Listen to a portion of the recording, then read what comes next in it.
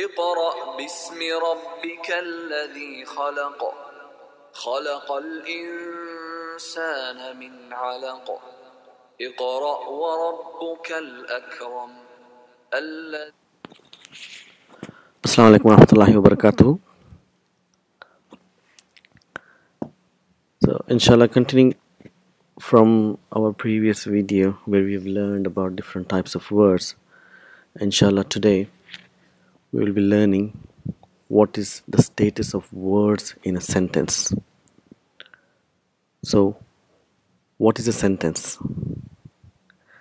Sentence is a group of words that make sense. So you pick a few words, put it together. If that makes a sense, that it's called a sentence. So we learned from the previous session that there are different types of words in Arabic, and there are three main types of words. We know now it is ism, fa'al, and harf. So today we will be learning more about ism. This is where we start our journey. So as we said yesterday, that ism consists of a lot of things. It can be a name, place, animal, thing, adverb, adjective, and more. Okay. So each of these things, the whole of ism has got 4 different properties. You take any word which is ism, whether it is a name or it is an animal, as a thing. So whatever, any word which is an ism has got 4 properties that you have to look into that word. So what are those properties? So it's called status of an ism, number, whether it is singular, plural, 2, 3, whether it is gender, whether it is feminine or masculine, or it is a type, it is definite or indefinite. So we will be taking each one of them and we'll be studying in detail. In today's class, we will be doing ism status. That is what we're going to learn today, inshallah, and this will be a quite extensive study, so we'll go step by step. So what is ism status? Status means what is the condition of the word, or what is called in Arabic as halat. In Urdu we call halat, in Arabic it's called hala. Hala of a word in a sentence. So what condition is it in a sentence? So if I give you some examples which we use in every single day of our life, so that might make things a bit clear.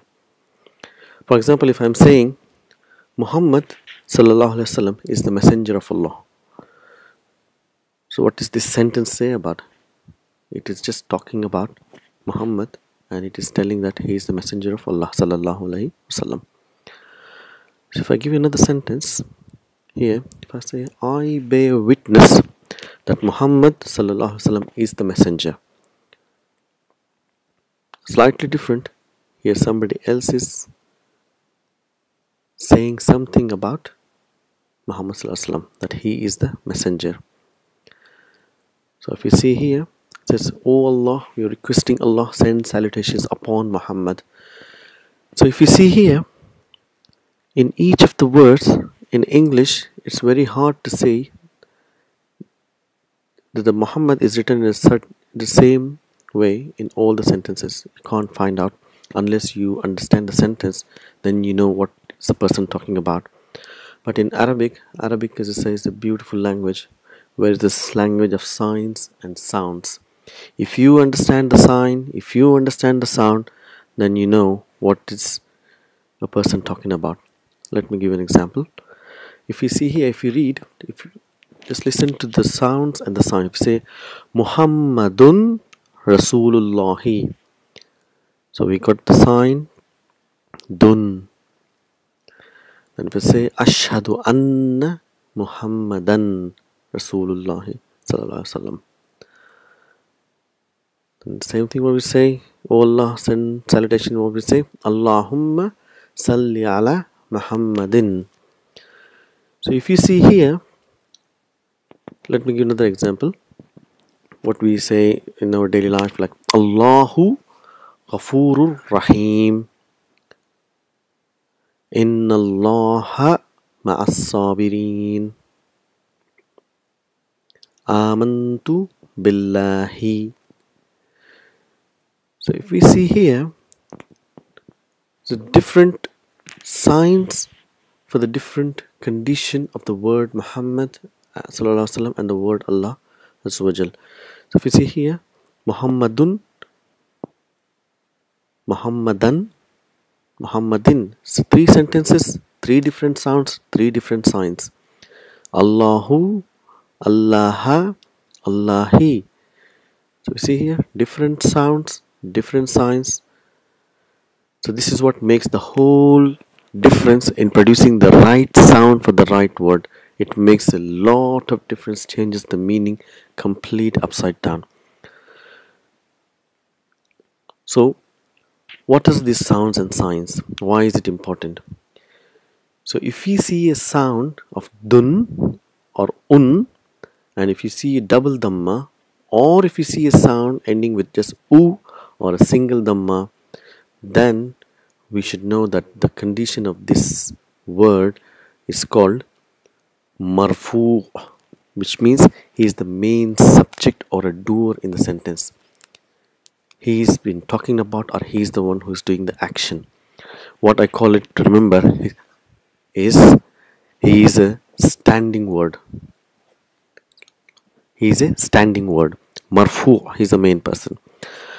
So if we see a sound with an, Muhammadan, Bilalan, or we say a, Allah, so that sound and that sign with fatha or double fatha will tell you that is a mansoob. That word which has a fatha on its ending is called a mansoob. And what about kasra? Why is this word has got kasra? See, in a word in Arabic, naturally the word is in a state of dhamma. Something comes and pulls it down to make it kasra. Otherwise, naturally the word is not having kasra. So these words, there's something come in front of them which pulls the dhamma to kasra. And because these words, the sign has been pulled down, these words are called majroor. Majroor means that which has been pulled down. So if you see double kasra or a single kasra, you know that, or a sound in or e, that is called a majroor. So you got marfu, the sound of un or u, sign of double dhamma or a single dhamma. He will be the main subject or a doer. If you want to remember, he is like a standing person in a sentence.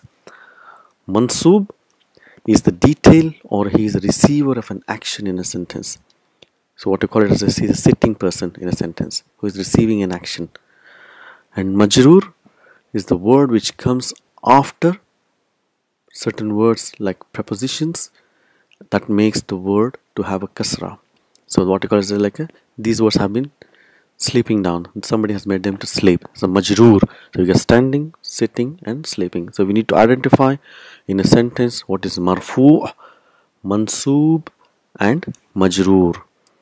So let's see if you can figure out with what we have learned the sign of un, sign of double dhamma and sign of fatha, and figure out what is happening in this sentence.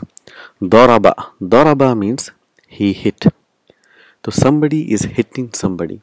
If I say Daraba Hamidun Bilalan, so who is hitting who? You got it right? So Hamid is hitting Bilal. If you see here from yesterday we learned that double fatha is written on an alif. That's why it is Bilalan. So if we don't understand this, if there were no signs, it would be very difficult to identify who is hitting whom. So now we know, even if there is no vowel sign, because the double fatha is written on an alif, so we can recognize this is like a mansoob and this is marfu. So this is a marfu because it's got dhamma, and it is mansoob because it's called fatha, and double fatha is written on an alif. So this is how all our knowledge will come together to understand each and every word what we are reading. So Hamid hit Bilal. If I give you another sentence, here I've not put any vowel sign. See if you can figure out with your knowledge what we've learned. Just look at this alif. This will tell you who is hitting home. Okay, let me give you the vowel signs back. So daraba hamidan bilalun. So now who is hitting home? Is it Hamid hitting Bilal or Bilal hitting Hamid? Look at the signs and figure out. Perfect. So Bilal hit Hamid. So no matter where, who is coming first, it doesn't matter. You have to look for the signs and sounds. So Daraba Hamidan Bilalun means Bilal hit Hamid. So this is our class today. Marfu, Mansub and Majroor, Dun, Dan, Din. Sound of and in. So inshallah we will continue in our next session. Assalamu alaikum wa rahmatullahi wa barakatuh.